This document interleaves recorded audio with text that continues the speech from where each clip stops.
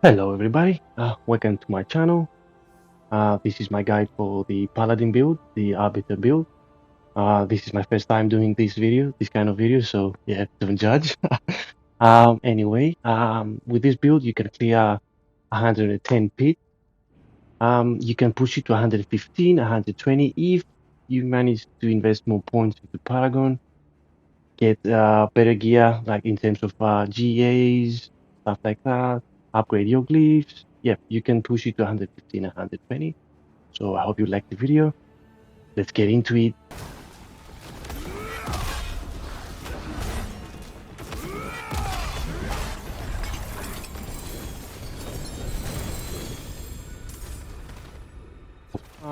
Let's move on to the skill tree. So as you can see, we skip everything from here to here and then straight to auras. All the auras max out.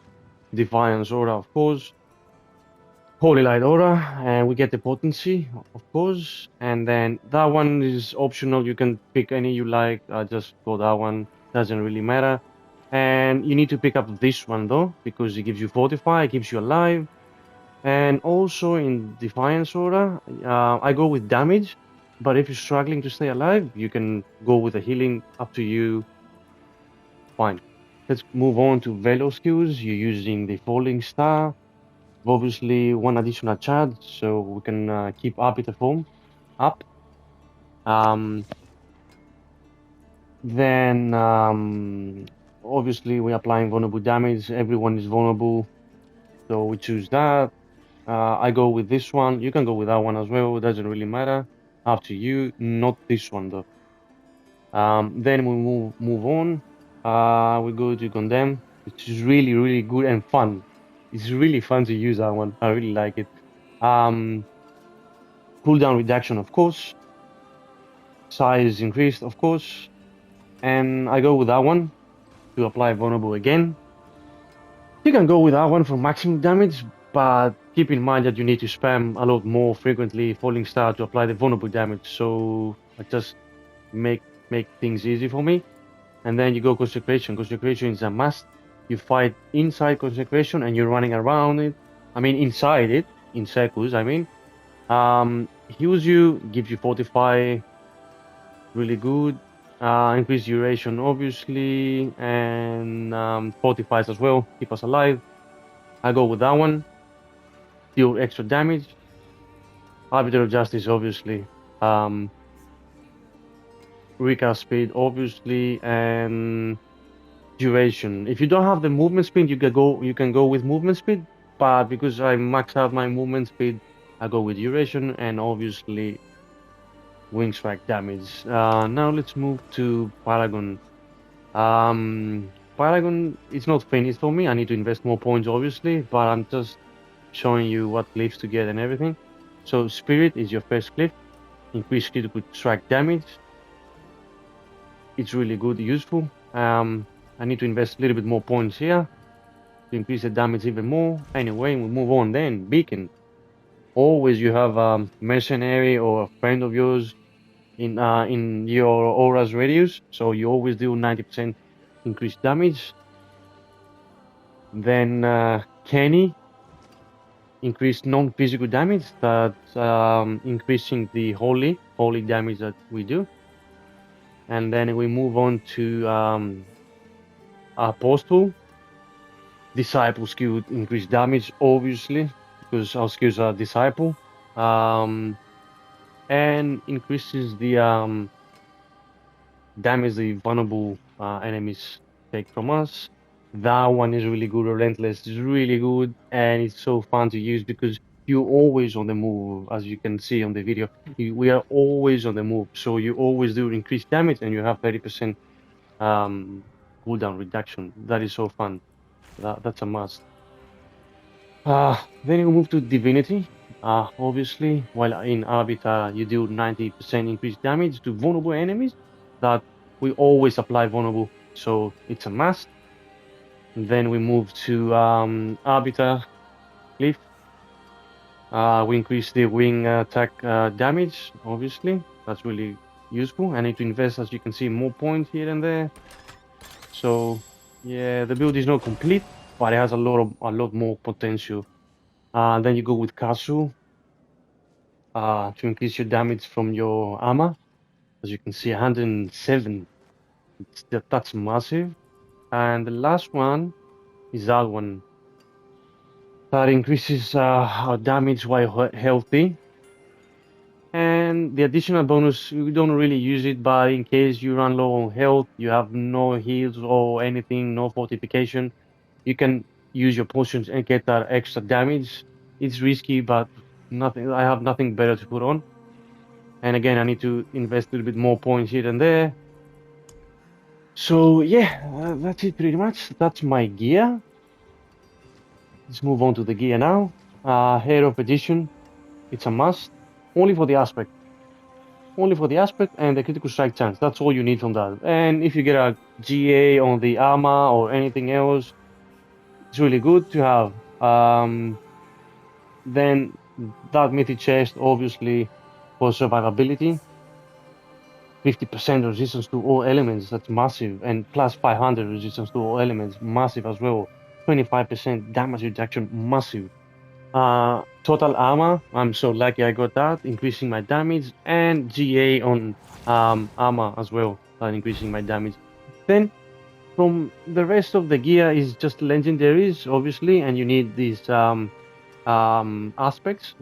As you can see, they're not fully upgraded aspects, but they get the job done. That one is really good. That one is really good, but you need to stack a lot of kills. Then my pants, look at this aspect, for example. You gain 125% total armor. Massive increase in damage, even though it's just armor. Boots, you go with speed. You need the movement speed. 200 sword, I got that one. The aspect is, as you can see, holding 5 damage increased by 120%. Multiplier, massive damage. Critical strike damage. Life on hit, keep us alive. Maximum life, obviously, to keep us alive. Now this one, that unique necklace is really good. I got the GA on strength, life on hit, and critical strike damage. Massive difference. But I got the physical damage multiplier, which is completely useless for me. But I have nothing else, nothing better to use at the moment. So yeah, and the aspect of it is the Arbiter form increases the aura potency by 30%. Really good. Keep us alive, give us more damage as well. And then the wing strike damage increasing by 150% multiplier. Massive. And then I reroll the unique aspect. I got that one. Casting a skill heals you. Good, keeps you alive. If you want to reroll to get something better, up to you. That worked for me. Then the rings. As you can see, the aspect again. Arbiter wing strikes now seek nearby enemies and dealing 224% multiplied damage. Massive, huge, and it's not even fully upgraded. So that's what I mean, that this build is still in progress, still building it, let's say. You can do 110 pit, as you can see in the video. You can even go for 115 and 120 if you manage to get more Paragon points, invest in your glyphs, upgrade your glyphs, and obviously max out all your gear, like aspect, GAs, and stuff like that. You can even do 120 plus. I guess. And that's the last ring, again. Casting a skill that grants Arbiter, which always casting Falling Star or Condemn, increases your damage by 6.8%. Again, not maxed out, but close enough, and stacking up to 10 times.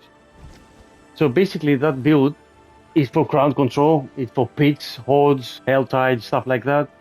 Not ideal for bosses. You can obviously fight bosses, but you need to farm the mobs outside the boss lair to get all these stacks, and then you can go fight the boss. That's what I do. That's it, pretty much. Let's move. I almost forgot the charms. So charms is really important. I don't know how to pronounce that name, but I got this set, the Lights Epiphany charm set, that it's for Disciple build, obviously, and Disciple skills reduce the cooldown of Arbiter of Justice by 0.1 seconds. Doesn't sound a lot, but it is when you're fighting hordes of mobs. And by 0.5 seconds if the skills that you're using have a cooldown. So let's say even if you cast your ultimate, if you keep spamming it for 10 seconds, you're reducing your cooldown by 0.5 per enemy. So it's a lot. You can nearly keep spamming ultimates all the time. I'll show you in the video later. So while in Arbiter, you gain 30% increased maximum life, really good, keeps you alive. 10% increased movement speed, again good. Mobility, always you always need mobility. And then this is the key: when you cast Arbiter of Justice, unleash all ultimates, triggering Heaven's Fury and Fortress, and replacing Arbiter of Justice with Zenith for 10 seconds. And you can keep spamming Zenith.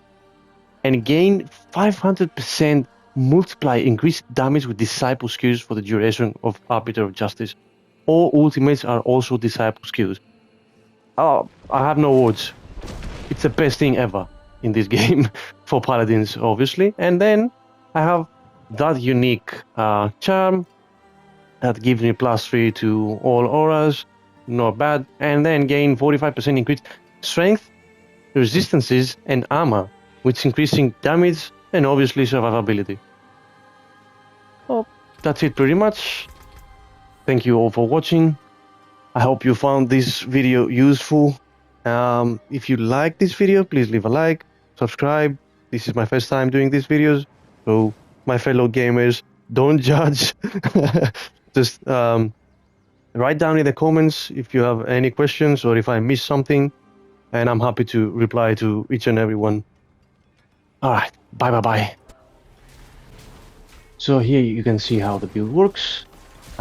Pay attention to the skills that they refresh every time we hit someone really fast, like we can keep spamming it. So condemn, pull them in, falling star, and then ultimate to knock down with falling star, get the extra damage from the crowd control, and then your ultimate on top. That's it, deadly. And here you can see farming the mobs outside the Lord Z player boss to get all the stacks and then go fight the bosses, like I said. So you need to do that before, and then you can go fight the boss really easy because you got all the damage maxed out. Here I nearly died, by the way. But as you can see, yeah, I got him. I'm on Torment XI because I want to do things really quick, farming items, XP and everything. And here you can see that's an older build without the necklace that I show you, that gives me all the Arbiter of Justice variants. That's why I can stay in the sky like for 2 seconds and rain down spears and it looks epic. Oh my god, look at this. Yeah, that was a long time ago though, but this is how the build works, if you can see. From then, pulling everything in, falling star, then knock them down, get that extra damage from crown control, then ultimate, and then go and go again, and just keep running around inside your consecration, of course, avoiding the flow, avoiding damage. But as you can see here, I quit. Like I was like, okay, done. That's me recording. Let's finish there. But I can't die even if I stand still. Look at it. It's tough to die. It's funny to watch. Anyway, thanks for watching, guys. See you next time. BB.